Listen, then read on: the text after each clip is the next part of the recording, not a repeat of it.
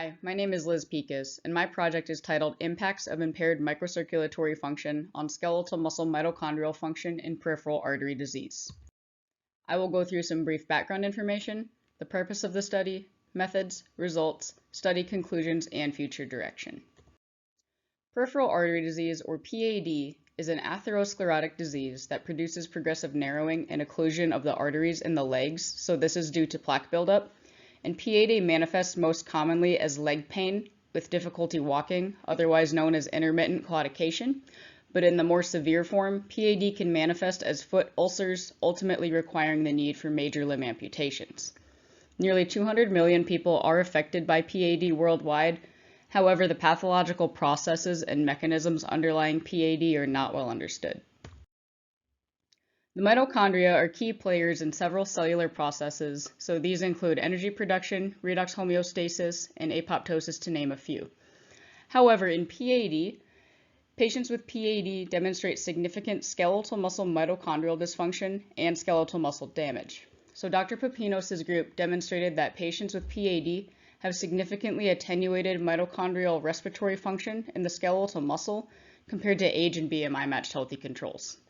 In addition, their group demonstrated that patients with PAD have significant oxidative stress damage compared to controls, as well as significant skeletal muscle fibrosis compared to controls. However, the mechanism underlying these processes are not well understood. Therefore, the purpose of this study was to assess the vasodilatory function in isolated skeletal muscle arterioles from patients with PAD, and to further relate this to the mitochondrial respiratory function and environment in the adjacent skeletal muscle bed. Now, we hypothesized that chronic ischemia attenuates endothelium-dependent vasodilatory function in the microcirculation, and that this negatively impacts the skeletal muscle mitochondrial environment. We recruited 17 patients with PAD and 9 controls for participation. So after we harvested their skeletal muscle samples, we isolated the skeletal muscle arterioles. So these are actually placed in this pressure myograph system that we use to measure microvascular function, and we put them in the organ chamber. So this organ chamber, we cannulated the vessels on these micropipette tips or microglass cannulas, and we tied either side with a suture. So we're actually able to pressurize this vessel with this system to about 60 millimeters of mercury and induce flow through the system. So we're able to mimic in vivo conditions. So we can track the vessel diameter in real time using this inverted camera system. And we measured both acetylcholine-mediated and flow-mediated vasodilation. And these are both assessments of endothelial function. And I actually have a video of the vessel where we're inducing flow, and you're able to see the vasodilation in real time with this system.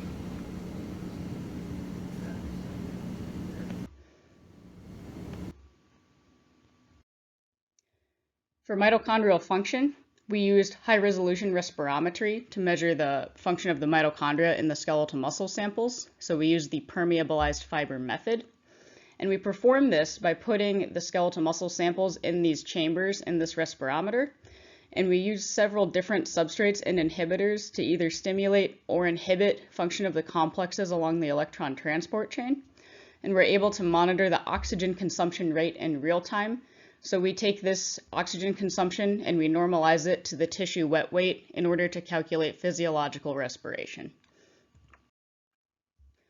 We found that acetylcholine-mediated vasodilation is significantly attenuated in patients with PAD in the black here compared to the controls in the white here.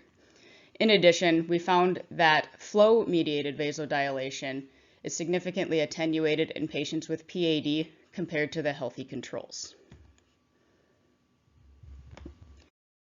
Our mitochondrial data show that complex 1 and 2, 1 state 3, complex 1 and 2 state 3, which this represents the maximal physiological oxygen consumption capacity of the mitochondria, as well as complex 2 state 3, are significantly attenuated in patients with PAD compared to the healthy control.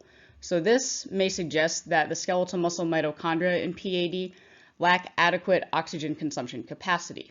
However, state 4 respiration, which is defined as the non-ATP producing oxygen consumption, was not different between control versus PAD.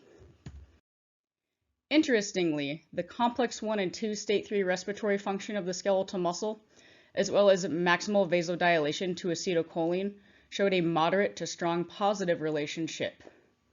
In addition, maximal vasodilation to flow and complex 1 and 2 state 3 respiration also showed a significant relationship. So these preliminary findings may suggest that the microcirculatory endothelial dysfunction may negatively impact the skeletal muscle mitochondrial environment. Conclusions: endothelium-dependent vasodilatory function mediated by both acetylcholine and flow and mitochondrial function are impaired in patients with PAD. There are significant relationships between endothelial-dependent vasodilation and mitochondrial complex 1 and 2 state 3 respiration.